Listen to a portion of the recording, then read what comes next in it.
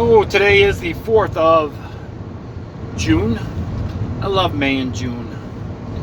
My two favorite months of the year. Probably because all the birds are here and they're breeding and it's warm. It's always been my favorite month.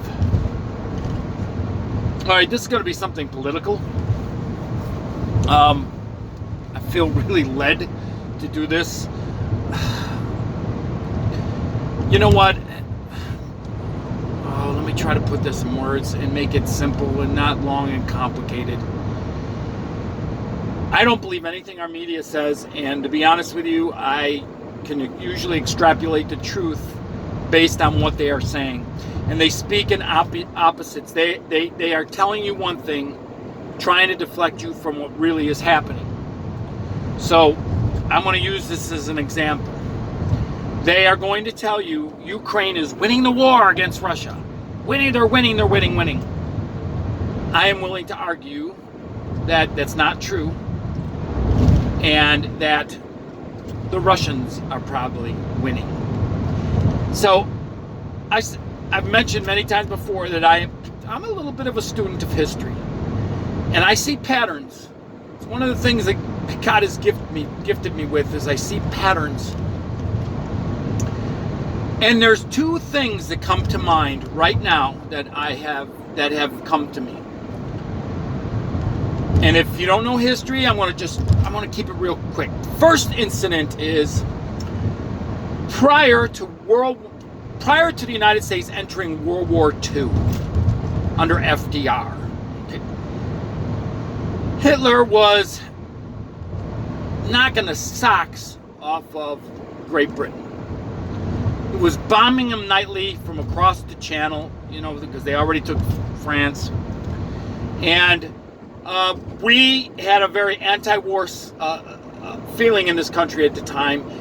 But Roosevelt wanted to help Europe out, help the UK out. So what the United States was doing was sending cargo ships over through the North Sea to Britain for Britain's war effort. Because the idea was Hitler's trying to isolate them. So he's got all the submarines in the North Sea with a blockade, so to speak, trying to make sure that the British are going to be starved out of goods.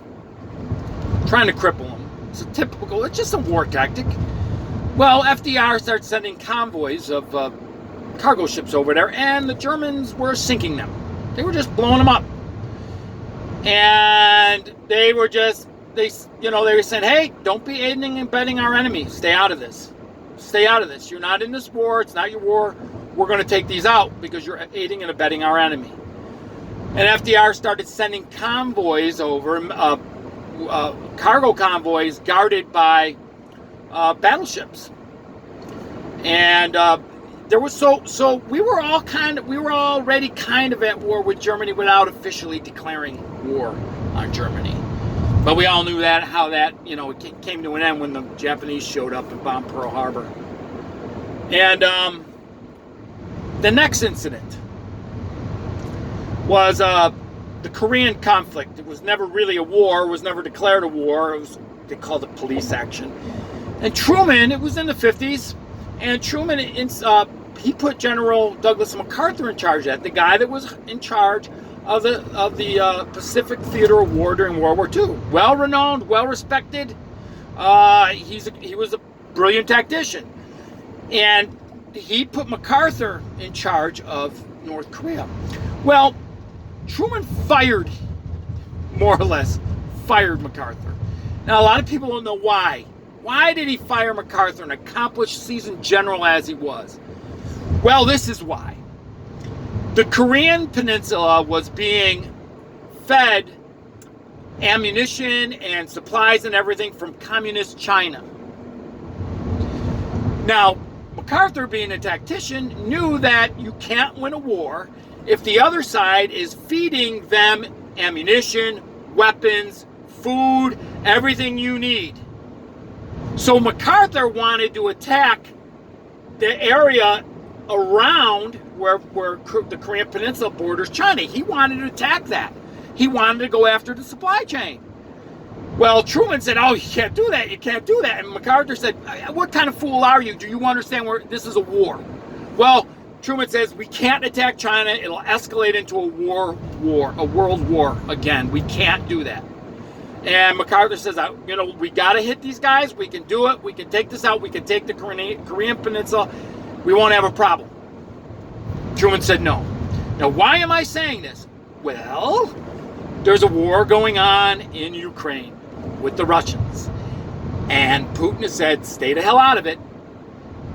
And Putin has been warning for 15 years with NATO's encroachment on his borders. No different than the Cuban Missile Crisis here in the United States back in the 60s under Kennedy. Saying, look, you guys can have NATO. I don't want NATO on my border putting missiles aimed at us. And he has a right. The Russian people have a right too. They have a right to live in relative peace and safety as well. But if the United States, who basically funds NATO, isn't paying attention and just wants to be a big bully, look, folks, I'm not anti-American, but I haven't, like, look, let's look at life. People are people. We understand each other. I don't care what language you are or what creed you are. We have an understanding. Put yourself in the Russian government's position here. You have an organization was formed solely to get rid of you, and then they're on your doorstep. Now, Ukraine is notorious for being terribly corrupt. So what's happening? Well, I'm going to tell you what's happening is probably, I'm guessing this is what's going on because this is what our government has historically done. They will make backroom deals and funnel money and weaponry to an opposing side, even if there's a civil war. El Salvador and Nicaragua come to mind. So we are sending billions of dollars. Our federal government under the Biden administration is pumping out billions in extra dollars to give to the Ukrainians, and they are sending over more sophisticated weaponry.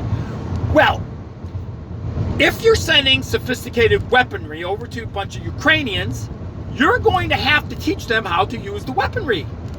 They're not going to speak English, and they're not going to read English because they all speak Russian, okay?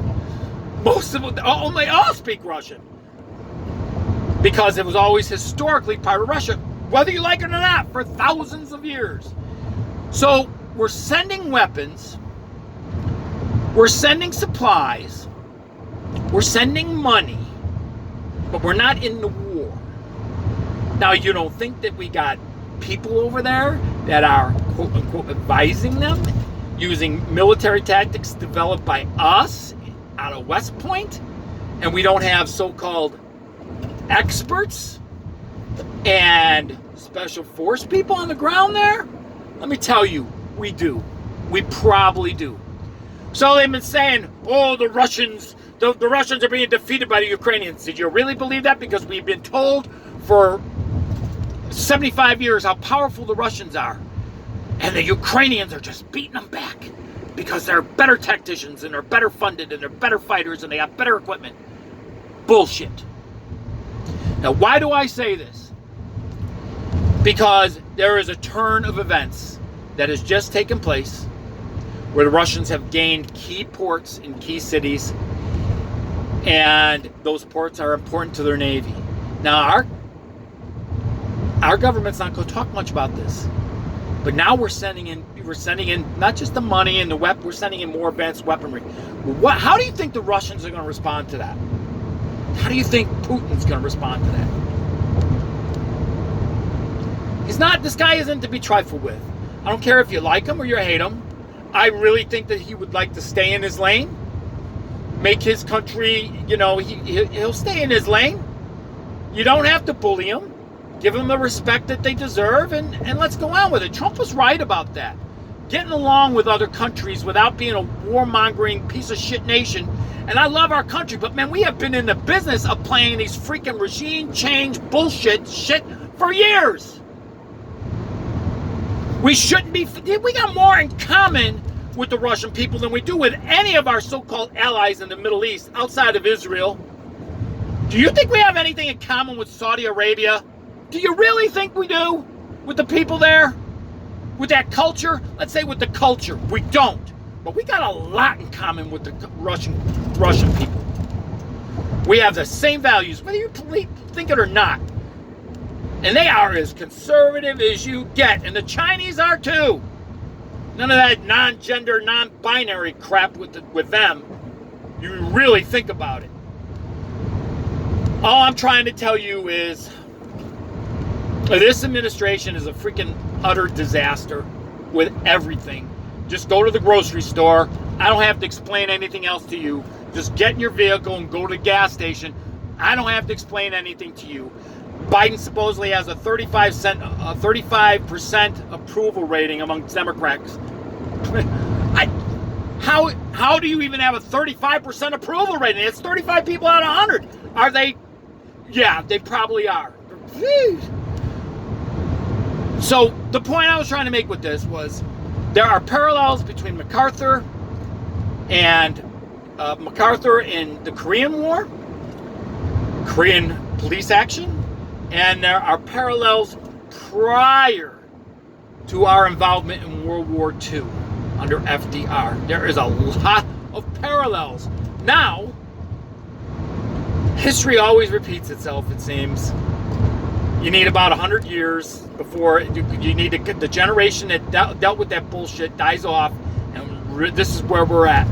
We're at the precipice where the generation that dealt with that nonsense back in the day is gone, and you have a whole bunch of new people who are freaking morons, don't understand history, don't read, aren't taught history now, because they're now taught in school, gender's a social construct.